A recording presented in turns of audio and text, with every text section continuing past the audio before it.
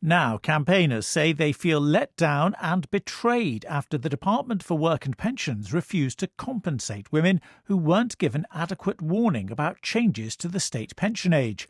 They told MPs it was the government's job to put things right. Christina Cooper reports. The Parliamentary Ombudsman found the DWP guilty of maladministration for failing to send letters in good time alerting women to the increase in the state pension age from 60 to 65. The Ombudsman recommended compensation of up to £3,000 each. Last month, the government accepted there'd been maladministration and apologised for the delay, but refused to make a payout. Campaigner Debbie Despon told the Work and Pensions Committee that women affected by the DWP's failings were upset and angry about that response. And they feel let down and they feel betrayed, and they don't understand how it's possible that findings of maladministration have been shown, but it doesn't lead to redress for them. The delay had a significant impact on many women born in the 1950s, now in their mid to late 70s. They formed a group called Women Against State Pension Inequality, or WASPI, and have been campaigning for 10 years. Debbie Despon is a communications director. We feel disempowered, we feel we're sort of being airbrushed out of history almost.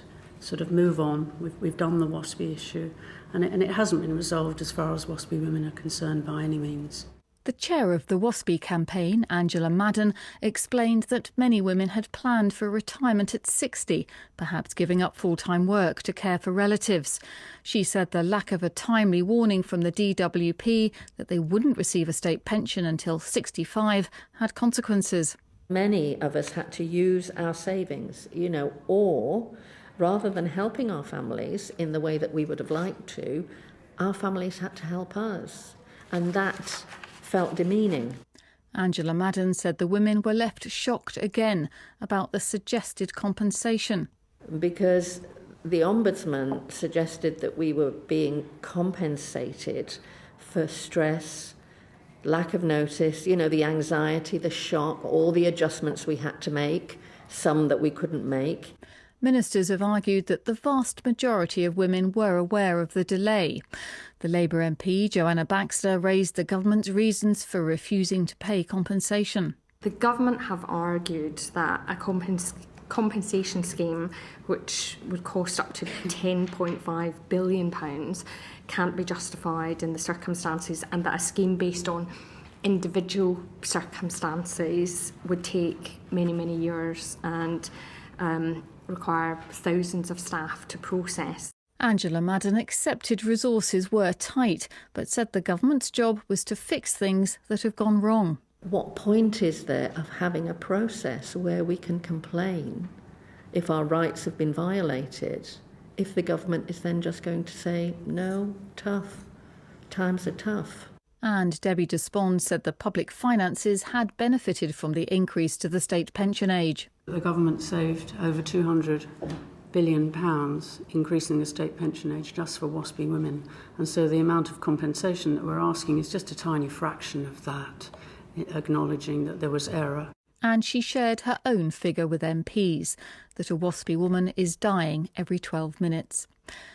The investigation by the Ombudsman took 6 years to complete.